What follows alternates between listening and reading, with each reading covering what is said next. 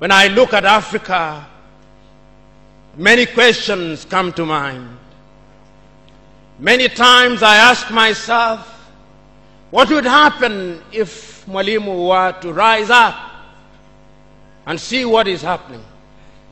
Many times I ask myself, what would happen if Kwame Nkrumah and Patrice Emery Lumumba were to rise up and see what is happening? Because what they would be confronted with is an Africa where the Democratic Republic of Congo is unsettled. There is a war going on there, but it is not on the front pages of our newspapers, because we don't even control our newspapers and the media. As I speak to you, the Central African Republic is at war, but we talk of it only mutedly. As I speak to you now, in South Sudan, the youngest nation in Africa, the Nuer have risen against the Dinka. As I speak to you now, Eritrea is unsettled. As I speak to you now, there is an ease in Egypt as there is an ease in Libya. In Niger, it is no better. In Senegal, in the Casamance, is no better. In Somalia, is no better. Africa is at war with herself. This is what they would be confronted with. They would be confronted with an Africa which statisticians and romantic economists say is growing, but which in truth is stagnated. That is the Africa that they would be confronted with. They would be confronted with an African which, as Professor Mlama intimated in our presentation here, is an African which is suffering from schizophrenia. He does not know herself. They would be confronted with an African whose young men and women have no interest and low love for their continent. They would be confronted with an Africa where young men and young women are constantly humiliated at the embassies of European countries and at the United States of America as they seek the almighty green card.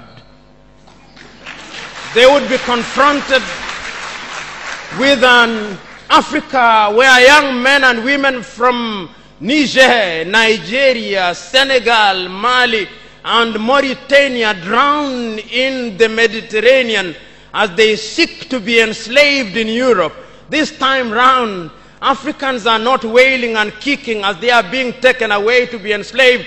They are being seen wailing and kicking as they seek to be enslaved in Europe and America. This is the tragedy of Africa. They'll be confronted with an African where people have lost their self-pride. An Africa where Africans are not proud of their things. An Africa where in the hotels of Dar es Salaam or Nairobi, even food has foreign names. When we fry potatoes, we call them French fries, even when they are fried in Dar es Salaam. That is the Africa that they would be confronted with. They would be confronted with another Africa. An Africa which does not tell her story. An Africa whose story is told by Europe and America, the CNN, Radio Deutsche Welle, Radio France. That is the Africa they would be confronted with. They would be confronted with the young men and women who have no pride in Africa. When they want to enjoy themselves, they sing the praises of football teams from Europe and America. It is Manchester United. It is Arsenal. It is Real Madrid. And Barcelona, not Yanga, not Mufulira Wanderers, not Gor Mahia, not FC Leopards. No. That is the Africa that they would be confronted with. They would be confronted with an Africa which does not enjoy its theater and drama.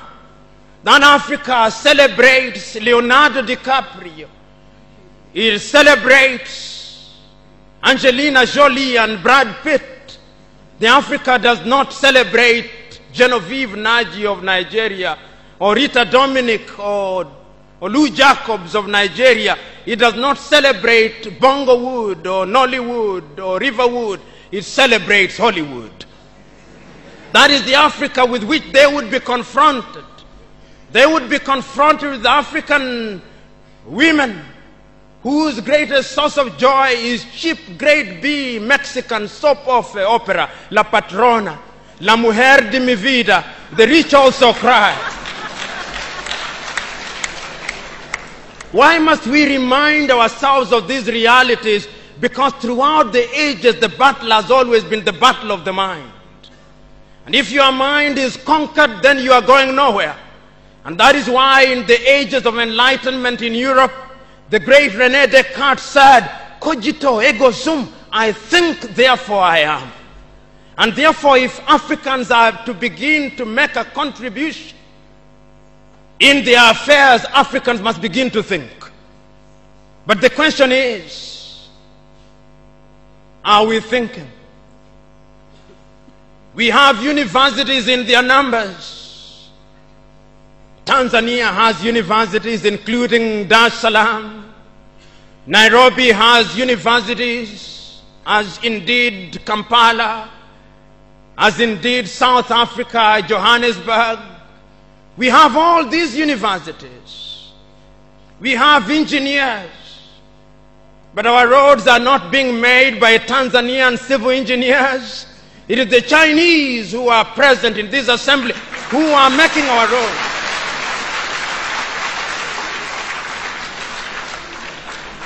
So we have engineers who cannot even make roads. We have doctors whom we have trained. But when we are sick, particularly if we are of the political class, depending on who colonized you, if you are colonized by the United Kingdom, you rush to London. If you are colonized by the French, you rush to Paris. If you are colonized by the Portuguese, you rush to Lisbon. And if you are colonized by the Spaniards, you rush to Madrid, Spain. And recently, because the Asians are beginning to get their act together, we run to India. And very lately, because the Arabs are also beginning to get their act together, we run to Dubai. Notwithstanding that we have the Kenyatta hostels of this country, the Muhimbilis of Tanzania, the Chris Hani Baragwanaths of South Africa, and the Mama Yemos of Kinshasa in Zaire or the Democratic Republic of Congo, but we have no faith in our doctors. In the area of education, we also don't have faith. Our political class introduced something that they call free education, but it's free indeed, free of knowledge. Because they are so suspicious of those institutions that the typical African politician would not dare take their children to those schools. Their children will be educated in the British system, in the American system, so that when they graduate, they go to the United Kingdom, to the United States. Not that there is anything wrong with those institutions, but the agenda is wrong because our leaders long lost the script and ought to be described for who they are, our misleaders. But we are co-authors of our own misfortune. Whenever we are given an opportunity to elect our leaders, we are given a blank check. And if you permit me a little latitude, and if you give me a blank check, and you allow me to analogize, and you say that I'm given the blank check to buy a Mercedes-Benz, what we do is that when we are called upon, having been so empowered, we buy what one calls a tuk-tuk from India and expect it to behave like a Mercedes-Benz. How does that happen? Because what we do is to elect thieves. We elect hyenas to take care of goats, and when the goats are consumed, we wonder why.